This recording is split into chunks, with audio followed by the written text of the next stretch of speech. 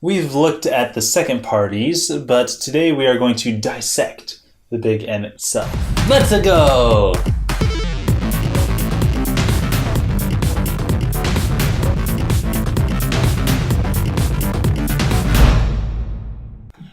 All right, we're about to get into looking at all of the buildings and offices that make up the developers of the games, which we love so much. There's a bunch of different subsections, so let's get into them. The different development teams, Yes. Simeon? Yes. I know that websites and podcasts and stuff, they throw around these abbreviations like EAD and stuff, and they just expect everyone to know. Yeah, so we're talking first party. First party doesn't mean it's the same group of guys working on every single game. Right. It's a bunch of different sections of people. Yeah, offices, you might say, buildings in some cases. Yeah, and you'll see that there's quite the pattern. Indeed. Quite the development cycle.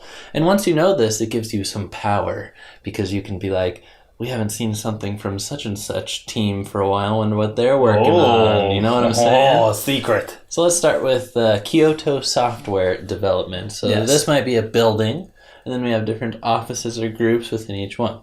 So Group 1, they make Mario Kart series and Nintendogs.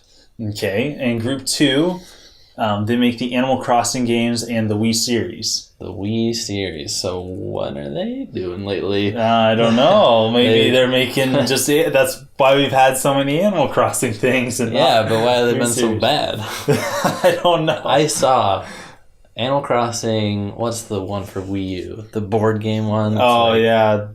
Party House something. Yeah. And it had the game and 2 amiibo in it for $20. That's how bad it did. Yeah. We talk about how Nintendo games retain their value. Well, that one did not. It was the 2016 worst game of the year according to the Wii Viewer. Yeah, that's... All right, well, come on, bad. Group 2. Yeah, let's make something happen. Look at Group 3. They make Zelda. Yeah, they've been hard at work. Maybe they've shifted people from Group 2 to Group 3 or something. I wouldn't be surprised, especially how they keep talking about the Breath of the Wild team being so big. Hundreds of developers. Yeah, they're probably borrowing some. Gotta be. Group 4 is the new Super Mario Bros. Series, Pikmin, and Big Brain Academy, which we haven't seen much of that, but we have seen some Pikmin stuff. I haven't seen Pikmin in a little bit. Well, they're working on the 2D 3DS one. Oh, yes, that's right. I'm sure that's going to go over. Oh, yeah, that's going to knock our socks clean off. Wow, we're all playing Switch. Yeah. Then New Super Mario Bros. That's cool. They actually burnt us out a little bit on New Super Mario Bros. Yeah. It was because that one E3 where we got Super Mario Bros. U and New Super Mario Bros. 2 for 3DS announced at the same time. We were like, what are you guys doing? And then didn't the next year they announced at E3 the new Luigi U? Or was they did. That at some point during the next year. Yeah. That's true. Too much. Group 5 makes Star Fox, Wii Fit, which is oddly separate from the Wii series, and Steel Diver. So, yikes, Group 5. They're due for a good game. They're due for a real good game. Yeah, they are. It's not hard to make a good Star Fox. They're copying the wrong thing. They're copying the story from 64, and they're changing everything else. You gotta just reverse that. Yes. Don't copy the story, but copy the gameplay, which is perfectly A-okay. Everybody loves that gameplay. Seriously. They don't care about the story. Like if I were to ask any old Joe Schmo on the street what the best part about Star Fox was, and I gave him 3 things... Yeah. I could interview like 50 people before somebody named the story as one of those things. I heard a really funny thing, and I'll attribute Sean West. I heard this on his podcast. His co-host said Joe Schmo, and he's like, I believe it's Juan Schwan. Juan Schwan. Yes. Is that awesome? Yes, Juan Schwan. I will cite him from now on. So the next group, or the next building, is the Tokyo Software Development. So in another city.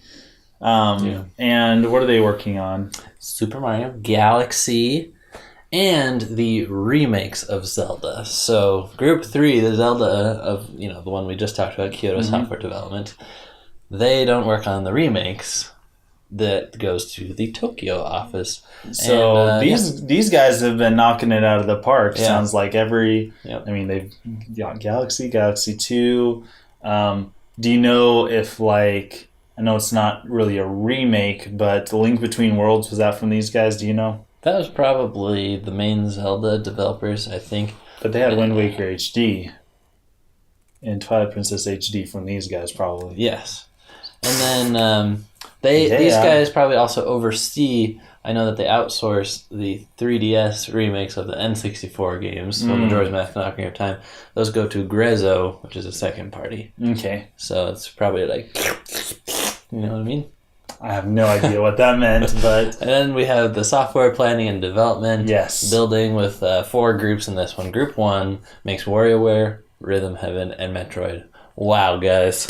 Good job. They've been focusing on I don't know what they've been focusing on. Well, let's see. Wario, Game & Wario. Okay, yeah. For Wii U. And then Rhythm Heaven, they just put together Mega Mix. So that's good. And then... Let's go for that Metroid game. They got it. Yeah. They got to be sleeping here, and they're going to come out, and they're going to... They made Federation Force, which I know you forget about every... week. I totally forgot about that. Once again, I do need to play through this game. Okay. I do need to play through this game.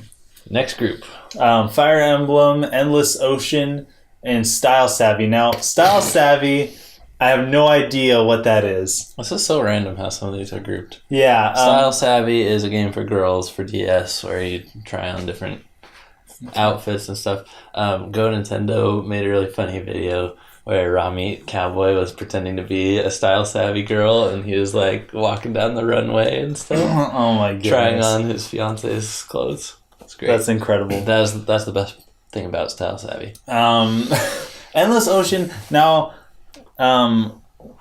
is Endless Ocean, is that the game where you swim around? Yeah.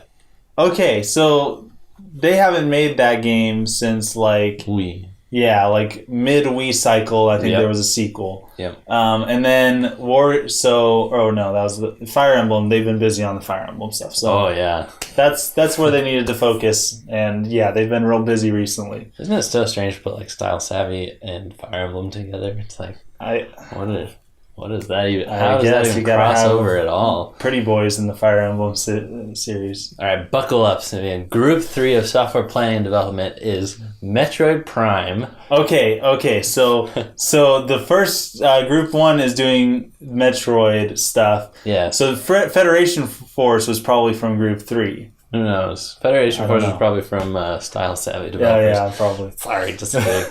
And then Donkey Kong Country. Okay, yeah. Mario vs. Donkey Kong. There's one of those not too long ago. Yeah. Paper Mario. Strikers. Yeah. Battalion Wars. And the Excite series. Holy cow, these people. These are my people, my favorite group. These people know what they're doing. I look across this and I'm not much a fan of the Mario vs. Donkey Kong stuff. Yeah, but it's a take it or leave it. But you look at these and they were all quality offerings. Even Super Mario Strikers got me into it, even though it's hard for me to play sports video games. Seriously. Awesome on that. And if you like Battalion Wars, Glenn wrote an amazing blog. Yes. twobuttoncrew.com/blog. Check that out. Group number 4, this is once again software planning and development. Yeah. Group 4 is the Donkey Kong, Mario Party, and Wii Party stuff. So they've been doing some more of the Mario Party stuff, I'm guessing. Yeah, and supposedly the non-country Donkey Kong games, which... I don't know, Donkey Konga? I guess. Jungle Beat. But yeah, they've been making a lot of those party games. Yeah, hey, they're good at what they do. So they're trying some new stuff with the Mario Party formula. It's worth trying new things. And then lastly, the last office only has one group. This is the Software Development and Design, and they make Brain Age and Touch Generation games. So Touch Generation was a series of DS games that were the more accessible, old people, young people, whoever people Okay. games. So basically, they shut down this office. And I'm surprised they didn't have the same people working on Big Brain and Brain Age. That's interesting. I know, that's weird. Yeah. Different group. I guess that way you get different ideas, so the games are different. This was kind of all full of surprises. It was. You know, some people are working on just the regular Metroid. Some people are working on Metroid Prime. Yep. Zelda versus Zelda remakes. Donkey Kong versus Country. Sometimes at some point in the last decade, they had handheld and console developers in different buildings, so this was even more fractured. Then they brought those all together. And now we know why they did that for the Nintendo Switch. Yes. It's been great seeing that. Yep. All the hype for that coming out. So it's nice to see some of these developers have been quiet for a long time, because what does that mean? A packed E3, hopefully. Yes. So. E3 is going to be the bomb. That's right. Thanks for watching, and thanks for being a part of the crew. Don't forget to check out our website, www.twobuttoncrew.com, now with comments. Oh, yeah. Discuss. You probably already have an account, because a lot of websites use it. So simple to just log in, post what you want to say, and we will reply to you, upvote you, all that good stuff. Absolutely. See you guys next time. Signing out.